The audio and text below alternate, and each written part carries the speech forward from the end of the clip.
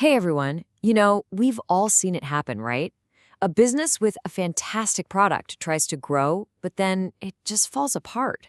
So why is that? Well, it's because real growth isn't just about getting bigger, it's about getting stronger. Today, we're going to open up the playbook for strategic growth and show you exactly how to do it right. So, what's the big secret?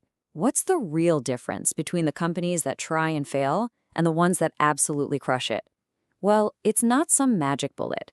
The companies that really succeed treat growth as a complete system, a playbook where all the parts are connected.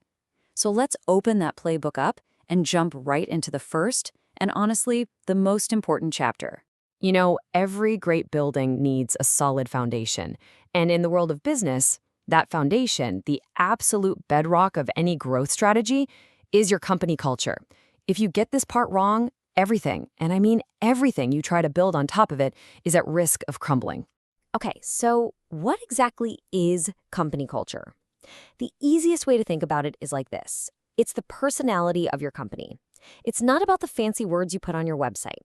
It's the sum of everyone's actions and behaviors, every single day. It's your core values brought to life. And when that personality is strong, when it's positive, the benefits are just massive. Your team is way more engaged, they're more productive, and they're much more likely to stick with you through the tough times. Your brand starts to shine, and maybe most importantly, your whole organization just gets better at handling the constant changes that growth throws at you. This quote, man, it just hits the nail on the head. So ask yourself this. Are your company's values just posters in the break room, or are they actually baked into how you hire, how you make decisions, and how you treat your customers? That right there, that's the difference between a real culture and just an empty slogan. Okay, so you've put in the work and defined who you are with a strong culture. That's huge. But where do you go next? To answer that, you need a blueprint, a clear, well-researched plan that really charts your course, especially if you're thinking about expanding across the globe. Your blueprint always begins with research, a lot of it. First, you're going to identify potential countries by looking at their market size, stability, and who you'd be up against. Then, you've got to dive deep into market research for the top contenders. And finally, and this is key, you have to take a really honest look in the mirror and ask, do we actually have the money, the people, and the operational muscle to pull this off? Once that research is done, you've got a massive choice to make. How do you actually enter that new market? On one side, you've got exporting. It's fast, is pretty low risk, but you give up a ton of control. On the other side, you've got something called foreign direct investment, or FDI. This is where you build your own presence on the ground. It gives you maximum control, but whoa, it's a slow, high-risk, and very expensive commitment. There's no single right answer here. It all depends on your stomach for risk and what your long-term goals really are. All right. With the bedrock of culture firmly in place and a clear blueprint in your hand, now it's time for the build. This is the part where the plan on paper becomes a reality out in the market. It is all about execution. Effective execution really boils down to these 5 key actions for managers. You've got to build the right team, then you give them the resources they actually need to win. You create policies that help them, not slow them down.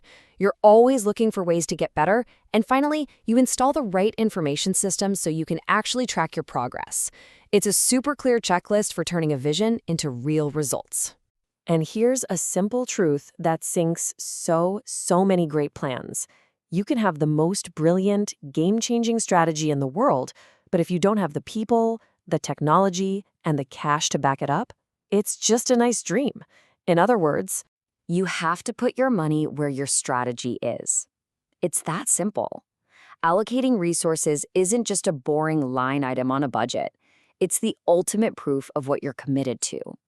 Your budget isn't just a financial document. It tells a story about what your company truly prioritizes. So we've talked about the foundation, the blueprint, and the build. But honestly, none of it matters without the single most critical element of all, the people. Assembling and motivating the right team is what will ultimately make or break your entire expansion. Okay, so the moment arrives. Your growth plan gets the green light, and demand is starting to surge. Now comes the big question. Who do you bring on board? Because, and this is a tough one, the team that got you here might not be the right team to get you there. Hiring during a massive growth phase requires a totally different mindset. You have to hire for where the company is going, not just where it is today. That means you're looking for potential, for people who are adaptable and actually thrive on change. And you're prioritizing a cultural fit that embraces that growth mindset. Crucially, you have to be crystal clear with every new hire about the mission they're signing up for. As you grow, especially internationally, your leadership team has to seriously level up. Suddenly, your operations lead needs to be an expert in foreign logistics, your head of marketing has to understand how to build a brand for entirely new cultures, and your finance team, they have to navigate the wild complexities of international compliance. The expertise required gets way, way more specialized. And finally, let's just remember that growth is disruptive. It just is. It means new processes, new systems, and a ton of new challenges. To keep your team motivated and on board, managers have to over-communicate. You have to involve people in the process, train them for the new reality, and always, always recognize their hard work in making it all happen. So there you have it, the strategic growth playbook. It all starts with that bedrock of culture. Then it moves to the blueprint for expansion, continues with the actual build-out of your strategy, and in the end, it only succeeds because of the people who make it all happen. Your blueprint is ready. The only question left is, what's the first brick you're going to lay?